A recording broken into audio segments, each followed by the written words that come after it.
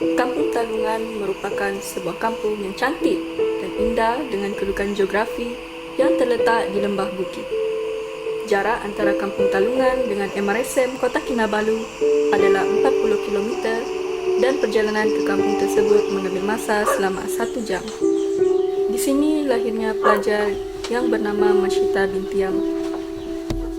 Setiap hari, Masyita bangun seawal jam 5 pagi untuk membantu bapaknya menyiapkan keperluan diri dan adiknya untuk ke sekolah. Kemudian, Masyita dan adiknya berjalan kaki untuk pergi ke sekolah. Jarak antara rumah dan sekolah beliau adalah sejauh 1 kilometer. Dalam perjalanan ke sekolah, Masyita bersama adiknya akan melintasi jambatan di sebatang sungai, yang mana sungai tersebut merupakan sumber keperluan logistik penduduk kampung seperti mandi, menangkap ikan, dan keperluan seharian seperti mencuci kain. Disebabkan jarak dari rumah beliau dan sekolah agak jauh, perjalanan untuk ke sekolah agak mengambil masa.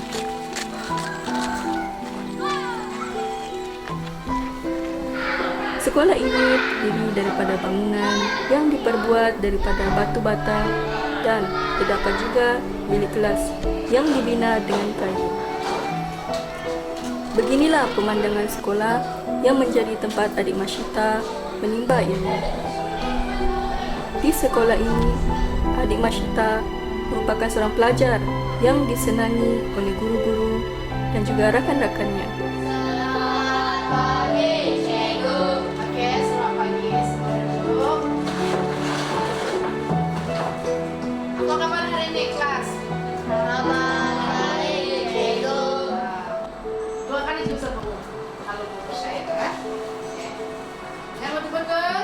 Siapa yang ada buku teks boleh buka di buka sana.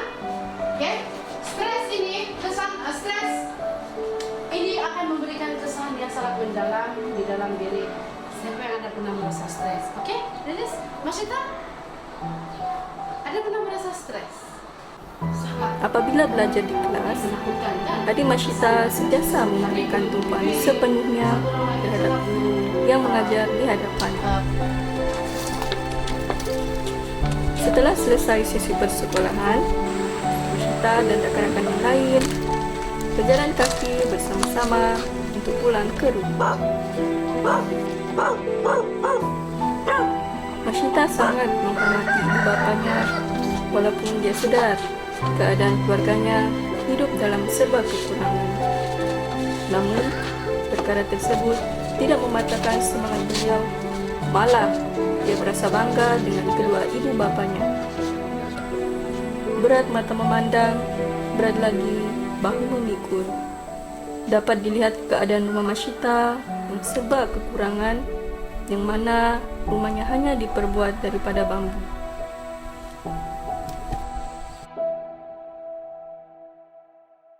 Saya ingin bercerita sedikit tentang pelajar yang bersekolah di sini dan ketika ini telah berjaya ditawarkan ke sekolah Maktab Rendah Said Semara, pelajar yang bernama Masyita binti Ahmad. Pelajar ini adalah merupakan pelajar anak yang kedua daripada 3 adik-beradik, dan dia juga adalah seorang murid yang cemerlang lah daripada prasekolah dan seterusnya sehingga ke tahun 6 dia telah menunjukkan prestasi yang dari masa ke masa cemerlang lah. Dia berada di tahun 5, dia telah mendapat anugerah, yaitu dia anugerah sebagai tokoh murid harapan. Jadi ini daripada apa yang telah dicapainya, guru-guru di sekolah ini telah banyak memberikan rangsangan, motivasi, semangat, bukan saja kepada Masyita tapi kepada semua rakan-rakan yang sebaya dengan beliau. 10 Januari 2018, satu peristiwa yang menyedihkan berlaku di mana Masyita berdepan dugaan ilahi, yaitu kematian ibu tersayang yang meninggal akibat penyakit leptospirosis. Tidak dapat dibayangkan perasaan adik Mashita apabila terpaksa menerima suratan takdir ini.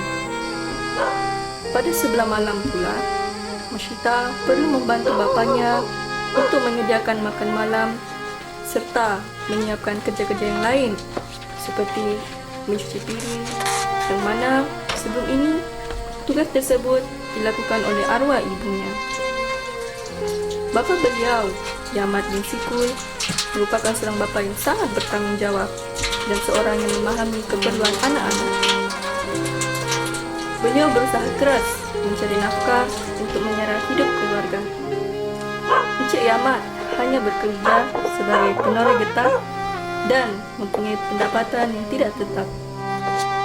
Seawal jam 3 pagi, beliau akan bangun dan bersiap untuk menoreh getah. Walaupun pendapatan sebagai penoreh getah tidaklah begitu banyak, namun beliau masih mampu menyara keluarga.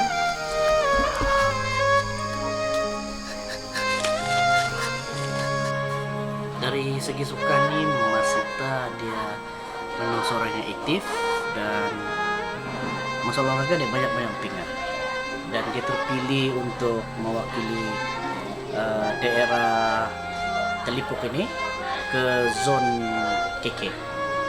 Dia bagus dalam acara 200 meter, acara berpasukan 4x100 dan 4x200. Masa itulah pingat yang dia menang masa rumah sukan dalam sukan sekolah. Walaupun padang kita ini tidak berapa bagus, tapi dia berjaya juga lah. Pada setiap malam, beliau akan membantu dalam menguruskan kerja rumah seperti melipat kain, dan kemudian dalam sekitar jam 8 hingga jam 9.30 malam, beliau akan belajar bersama adiknya dan menjadi guru kepada adiknya.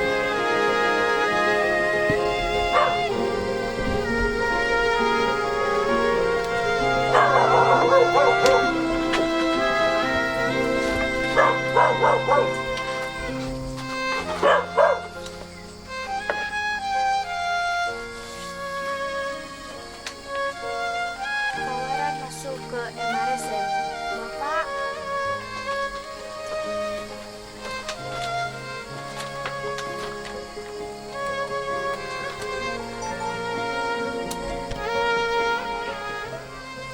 Adik saya besok baik, bertanggung jawab, sama dapat dengan cakap. Harapan saya berharap dia dapat ada cemerlang dalam pelajaran dia dapat mencapai cita-cita dia dapat menolong membantu keluarga kami.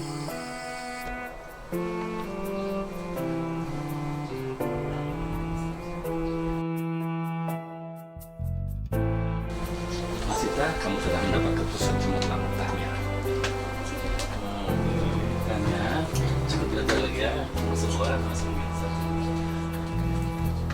Berkat kegigihan dan kesungguhan adik Mashita, beliau telah berjaya mendapat keputusan yang cemerlang dalam keputusan UPSR serta berjaya mendapat tawaran masuk ke MRSM.